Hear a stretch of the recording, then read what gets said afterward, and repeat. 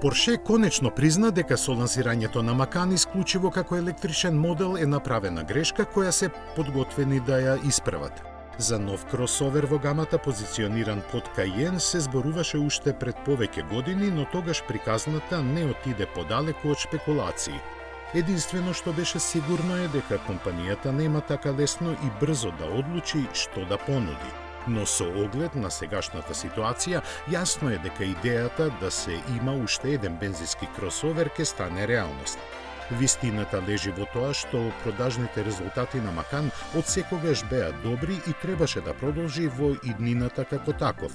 За тоа да се случи, техничката основа сега ќе се бара кај Ауди и можеме да очекуваме тој да биде преработен Q5. Но заради веќе направеното, новиот модел кој треба да го очекуваме дури во 2028-та ќе добие и ново име.